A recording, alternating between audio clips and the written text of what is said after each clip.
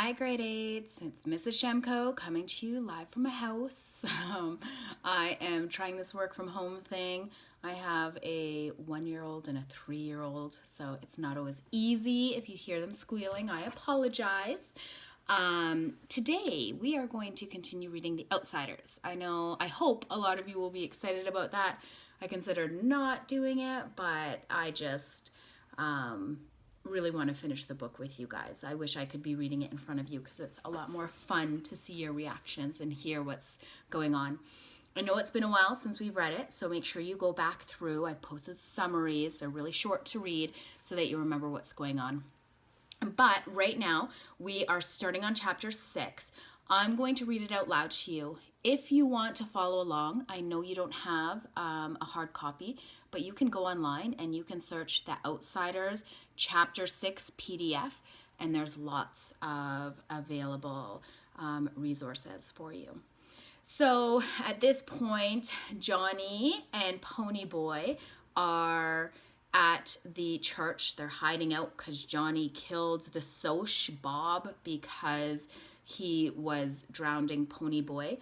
And then they went to Dally and they got some money from him and a gun, and they ran away. They ran to where Dally told them to go, to this church in the middle of nowhere. So they've been hiding out there. They dyed Ponyboy's hair blonde. They have been eating bologna sandwiches, and Dally came to visit them. So that's kind of where we left off. Dally gave Ponyboy a letter from Soda Pop, and he told them that the Soches and the Greasers were in a huge battle, and they were going to have a rumble to try sort things out, and that Cherry was being a spy for them. So that's where we left off, where Dally said that Cherry was a spy for the Greasers. Johnny gagged, and I almost dropped my hot fudge sundae. Cherry? We both said at the same time. The Soch? Yeah, Dally said. She came over to the vacant lot the night Two-Bit was jumped. Shepherd and some of his outfit and us were hanging around there when she drives up in her little old Stingray. That took a lot of nerve. Some of us was for jumping her then and there, her being the dead kid's girl and all, but Two-Bit stopped us. Man, next time I want a broad, I'll pick up my own kind. Yeah, Johnny said slowly, and I wondered if, like me, he was remembering another voice, also tough and just deepened into manhood, saying, next time you want a broad, pick up your own kind. Gave me the creeps. If you remember, that's what the Sochas told them. Dally was going on. She said she felt that the whole mess was her fault, which it is, and that she'd keep up with what was coming off with the Sochas in the rumble, and would testify that the Sochas were drunk and looking for a fight, and that you fought back in self-defense. He gave a grim laugh. That little girl sure does hate me. I offered to take her over to the Dingo for a Coke, and she said, no, thank you, and told me where I could go in very polite terms. She was afraid of loving you, I thought. So Cherry Valance, the cheerleader, Bob's girl, the Soch, was trying to help us. No, it wasn't Cherry the Soch who was helping us. It was Cherry the dreamer, who watched sunsets and couldn't stand fights. It was hard to believe a Soch would help us, even a Soch that dug sunsets. Dally didn't notice. He had forgotten about it already. Man, this place is out of it. What do they do for kicks around here? Play checkers?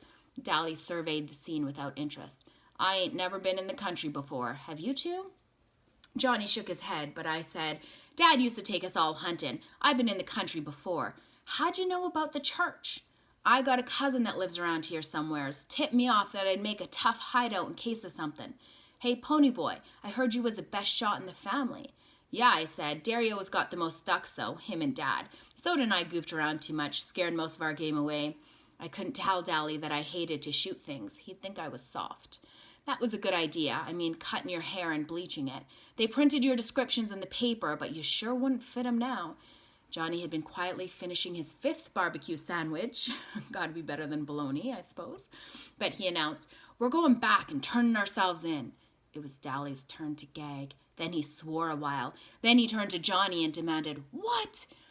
In my head, I keep thinking about the predictions you guys made of what would happen in the book. I'm thinking about what you thought would happen. I said, we're going back and turning ourselves in, John repeated. I was surprised, but not shocked. I had thought about turning ourselves in lots of times, but apparently the whole idea was a jolt to Dallas. I got a good chance of being let off easy, Johnny said desperately, and I didn't know if it was Dally he was trying to convince or himself. I ain't got no record with the fuzz, and it was self-defense. Ponyboy and Cherry can testify to that, and I don't aim to stay in that church all my life. That was quite a speech for Johnny. His big black eyes grew bigger than ever at the thought of going to the police station, for Johnny had a deathly fear of cops. But he went on. We won't tell that you helped us, Dally, and we'll give you back the gun and what's left of the money and say we hitchhiked back so you won't get into trouble, okay? Dally was chewing on the corner of his ID card, which gave his age as 21 so he could buy liquor. In the States, the age is 21, not 18, right? You sure you want to go back? Us greasers get it worse than anyone else. Johnny nodded. I'm sure. It ain't fair to Ponyboy to have to stay up in that church with Derry and Soda worrying about him all the time. I don't guess. He swallowed and tried not to look eager. I don't guess my parents are worried about me or anything. The boys are worried, Dally said in a matter-of-fact voice. Two-Bit was going to Texas to hunt for you. My parents, Johnny said doggedly. Did they ask about me? No, snapped Dally. They didn't. Blast it, Johnny. What does it matter? Shoot, my old man don't give a hang whether I'm in jail or dead or in a car wreck or drunk in the gutter. That don't bother me none. Johnny didn't say anything, but he stared at the dashboard with such hurt bewilderment that I could have bawled. Dally cussed under his breath and nearly tore out the transmission of the T-Bird as we roared out of the Dairy Queen. I felt sorry for Dally. He meant it when he said he didn't care about his parents, but he and the rest of the gang knew Johnny cared and did everything they could to make it up for him. I don't know what it was about Johnny. Maybe that lost puppy look and those big scared eyes were what made everyone his big brother. But they couldn't, no matter how hard they tried, take the place of his parents. I thought about it for a minute. Derry and Soda Pop were my brothers, and I loved both of them, even if Derry did scare me. But not even Soda could take my mom and dad's place. And they were my real brothers, not just sort of adopted ones. No wonder Johnny was hurt because his parents didn't want him. Dally could take it. Dally was of the breed that could take anything because he was hard and tough, and when he wasn't, he could turn hard and tough. Johnny was a good fighter and could play it cool, but he was sensitive, and that isn't a good way to be when you're a greaser. So here we kind of see a theme of the novel come out, and the theme is that is family more important than friends, or are friends more important than family? Blast it, Johnny, Dally growled as we flew along the red road. Why didn't you think of turning yourself in 5 days ago? It would have saved a lot of trouble. I was scared, Johnny said with conviction. I still am. He ran his finger down one of his short, black sideburns. I guess we just ruined our hair for nothing, Ponyboy. I guess so. I was glad we were going back. I was sick of that church. I didn't care if I was bald. Dally was scowling, and from long and painful experience, I knew better than to talk to him when his eyes were blazing like that. I'd likely as not get clobbered over the head. That had happened before, just that it happened to all the gang at one time or another. We rarely fought among ourselves. Derry was the unofficial leader since he kept his head best. Soda and Steve had been best friends since grade school and never fought. And Two-Bit was just too lazy to argue with anyone. Johnny kept his mouth shut too much to get into arguments, and nobody ever fought with Johnny. I kept my mouth shut too, but Dally was a different matter. If something beefed him, he didn't keep quiet about it. And if you rubbed him the wrong way, look out. Not even Derry wanted to tangle with him. He was dangerous. Johnny just sat there and stared at his feet. He hated for any one of us to be mad at him. He looked awful sad. Dally glanced at him out of the corner of his eye. I looked out the window. Johnny, Dally said in a pleading high voice, using a tone I had never heard him use before. Johnny, I ain't mad at you. I just don't want you to get hurt. You don't know what a few months in jail could do. Oh, blast it, Johnny. He pushed his white blonde hair back out of his eyes. You get hardened in jail. I don't want that to happen to you like it happened to me. I kept staring out the window at the rapidly passing scenery, but I felt my eyes getting round. Dally never talked like that. Never. Dally didn't give a Yankee dime about anyone but himself, and he was cold and hard and mean. He never talked about his past or being in jail that way. If he talked about it at all, it was to brag. And I suddenly thought of Dally in jail at the age of 10. Dally growing up in the streets. Would you rather have me living in hideouts for the rest of my life, always on the run? Johnny asked seriously.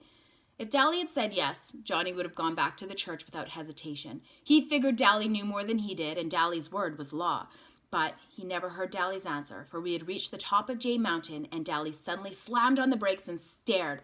"Oh, glory!" he whispered. The church was on fire. "Let's go see what the deal is," I said, hopping out. "What for?" Dally sounded irritated. "Get back in here before I beat your head in." I knew Dally would have to park the car and catch me before he could carry out his threat, and Johnny was already out and following me, so I figured I was safe. We could hear him cussing us out, but he wasn't mad enough to come after us. There was a crowd at the front of the church, mostly little kids, and I wondered how they'd gotten there so quickly. I tapped the nearest grown-up. "What's going on?" "Well, we don't know for sure," the man said with a good-natured grin. "We was having a school picnic up here, and the first thing we knew, the place was burning up. Thank goodness this is wet season, and the old thing is worthless anyway." Then to the kids he shouted, "Stand back, children. The firemen will be coming soon." "I bet we started it," I said to Johnny. "We must have dropped a lighted cigarette or something." About that time, a lady came running up. "Jerry, some of the kids are missing." "They're probably around here somewhere. You can't tell with all this excitement where they might be." "No," she shook her head. "They've been missing for at least half an hour. I thought they were climbing the hill." Then we all froze. Faintly, just faintly, you could hear someone yelling, and it sounded like it was coming from the inside of the church. The woman went white. "I told them not to play in the church. I told them." She looked like she was going to start screaming, so Jerry shook her. "I'll get them. Don't worry." I started a dead run for the church, and the man caught my arm. "I'll get them. You kids stay out." I jerked loose and ran on. All I could think was, "We started it. We started it. We started it." I wasn't about to go through that flaming door, so I slammed a big rock through the window and pulled myself in. It was a wonder I didn't cut myself to death, now that I think about it. "Hey, pony boy!" I looked around, startled. I hadn't realized Johnny had been right behind me all the way. I took a deep breath and started coughing. The smoke filled my eyes and they started watering. "Is that guy coming?" Johnny shook his head. The window stopped him. "Too scared?" "Nah," Johnny gave me a grin. "Too fat." I couldn't laugh because I was scared I drowned in the smoke. The roar and crackling was getting louder, and Johnny shouted the next question. "Where's the kids?" "In the back, I guess," I hollered, and we started stumbling through the church.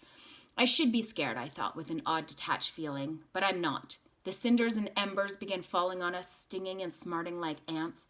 Suddenly, in the red glow and in the haze, I remembered wondering what it was like in a burning ember, and I thought, now I know. It's a red hell. Why aren't I scared? We pushed open the door to the back room and found 4 or 5 little kids, about 8 years old or younger, huddled in a corner. One was screaming his head off, and Johnny yelled, "Shut up! We're going to get you out!" The kid looked surprised and quit hollering. I blinked myself. Johnny wasn't behaving at all like his old self. He looked over his shoulder and saw that the door was blocked by flames and pushed open the window and tossed out the nearest kid. I caught one look on his face. It was red marked from some falling embers and sweat streaked, but he only grinned at me. He wasn't scared either. That was the only time I can think of him when I saw him without the defeated, suspicious look in his eyes. He looked like he was having the time of his life. I picked up a kid and he promptly bit me, but I leaned out the window and dropped him as gently as I could, being in a hurry like that. A crowd was there by that time. Dally was standing there, and when he saw me, he screamed, "For Pete's sake, get out of there! The roof's going to cave in any minute! Forget those blasted kids!" I didn't pay any attention, though, although pieces of the old roof were crashing down too close for comfort. I snatched up another kid, hoping he didn't bite, and dropped him without waiting to see if he landed okay or not. I was coughing so hard I could hardly stand up, and I wished I had time to take off Dally's jacket. It was hot. We dropped the last of the kids out of the front of the church as the roof started to crumble. Johnny shoved me toward the window. "Get out!" I leaped out of the window and heard timber crashing and the flames roaring right behind me. I staggered, almost falling, coughing and sobbing for breath. Then I heard Johnny scream, and I turned to go back for him. Dally swore at me and clubbed me across the back as hard as he could, and I went down in peaceful darkness. Are you guys surprised that Johnny knocked him out? Or should we keep going? When I came to, I was being bounced around, and I ached and smarted and wondered dimly where I was. I tried to think, but there was a high-pitched screaming going on, and I couldn't tell whether it was inside my head or out. Then I realized it was a siren. "The fuzz," I thought dully. "The cops have come for us." I tried to swallow a groan and wished wildly for soda. Someone with a cold, wet rag was gently sponging off my face, and a voice said, "I think he's coming around." I opened my eyes. It was dark. "I'm moving," I thought. "Are they taking me to jail?" "Where?" I said hoarsely, not able to get anything else out of my mouth.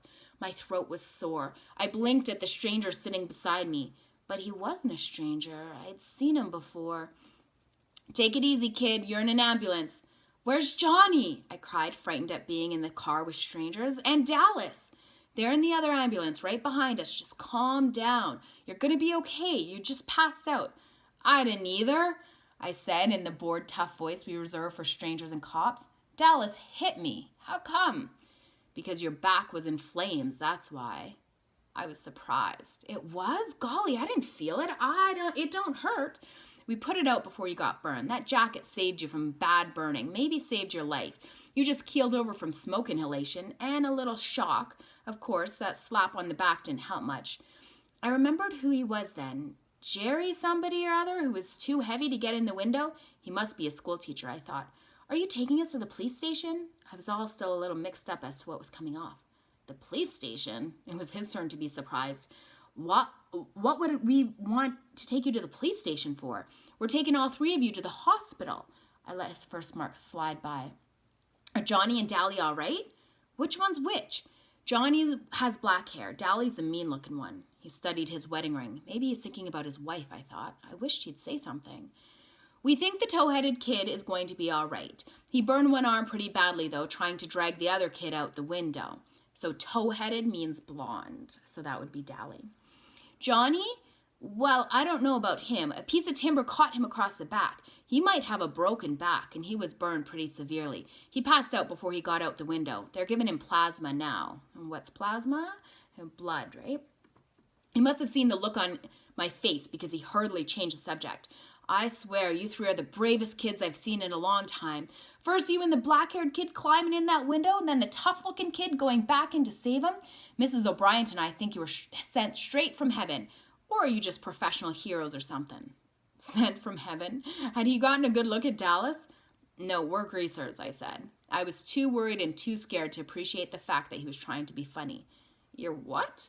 "Greasers, like hoods, JDs. Johnny is wanted for murder, and Dally has a record with the fuzz a mile long." "Are you kidding me?" Jerry stared at me as if he thought I was still in shock or something. "I am not. Take me into town and you'll find out pretty quick." "We're taking you to the hospital there anyway. The address card in your billfold said that's where you lived. Your name's really Pony Boy?" "Yeah, even on my birth certificate. And don't bug me about it." I felt weak. "Are the little kids okay?" "Just fine. A little frightened, maybe. There were some short explosions right after y'all got out. Sounded exactly like gunfire." Gunfire? There went our gun, and gone with the wind. Were we sent from heaven? I started to laugh weakly. I guess the guy knew how close to hysteria I really was, for he talked to me in a low, soothing voice all the way to the hospital. I was sitting in the waiting room, waiting to hear how Johnny and Dally were. I had been checked over, and except for a few burns and a big bruise across my back, I was all right. I had watched them bring Dally and Johnny in on stretchers. Dally's eyes were closed, but when I spoke, he had tried to grin and told me if I ever did a stupid thing like that again, he'd beat the tar out of me. He was still swearing at me when they took him on in. Johnny was unconscious. I had been afraid to look at him, but I was relieved to see that his face wasn't burned. He just looked very pale and still and sort of sick.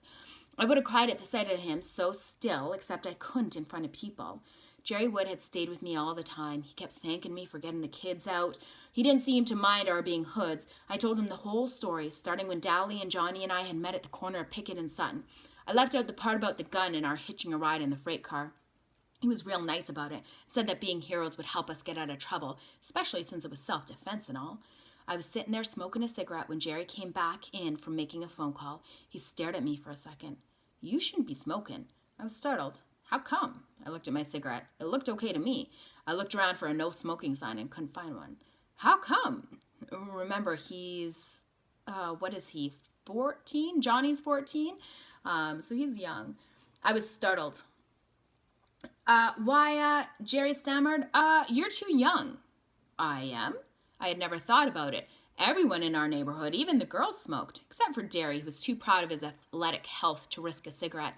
We had all started smoking at an early age. Johnny had been smoking since he was 9. Steve started at 11. No one thought it unusual when I started. I was the only weed fiend in my family. Soda smokes only to steady his nerves or when he wants to look tough. Jerry simply sighed, then grinned. There's some people here to see you. Claim to be your brothers or something? I leaped up and ran for the door, but it was already open and Soda had me in a bear hug and was swinging me around. I was so glad to see him I could have bawled. Finally, he set me down and looked at me. He pushed my hair back. Oh, Pony Boy, your hair, your tough, tough hair. Then I saw Derry. He was leaning in the doorway, wearing his olive jeans and black t-shirt. He was still broad-shouldered Derry, but his fists were jammed in his pockets and his eyes were pleading. If you remember the last time Pony Boy saw Derry, Derry had slapped him. He was mad. I simply looked at him. He swallowed and said in a husky voice, Pony Boy. I let go of Soda and stood there for a minute. Derry didn't like me. He had driven me away that night. He had hit me. Derry hollered at me all the time. He didn't give a hang about me. Suddenly, I realized, horrified, that Derry was crying. He didn't make a sound, but tears were running down his cheeks. I hadn't seen him cry in years, not even when Mom and Dad had been killed. I remembered the funeral. I had sobbed in spite of myself. So it had broken down and bawled like a baby, but Derry had only stood there, his fists in his pocket, and that look on his face, that same helpless, pleading look that he was wearing now. In that second, what Soda and Dally and Two-Bit had been trying to tell me came through. Derry did care about me, maybe as much as he cared about Soda. And because he cared, he was trying too hard to make something of me. When he yelled, Pony, where have you been all this time? He meant, Pony, you're scaring me to death. Please be careful because I couldn't stand it if anything happened to you. Derry looked down and turned away silently. Suddenly, I broke out of my daze. You can see how much Pony Boy is learning here as a character. He's clearly dynamic, right? Because he's changing. Derry looked down and turned away silently. Suddenly, I broke out of my daze. Derry, I screamed, and the next thing I knew, I had him around the waist and was squeezing the daylights out of him. Derry, I said, I'm sorry. He was stroking my hair, and I could hear the sobs racking him as he fought to keep back the tears. Oh, Pony, I thought we'd lost you like we did Mom and Dad. That was his silent fear then, of losing another person he loved. I remember how close he and Dad had been, and I wondered how I could ever have thought him hard and unfeeling. I listened to this heart pounding through his t-shirt and knew everything was going to be okay now. I had taken the long way around, but I was finally home to stay. That is the end of the chapter. So I will leave you here to do the questions, the assignment. I hope everything goes well. Make sure you message me if you need any help at all, and I will make sure to give you feedback. All right, guys. Bye.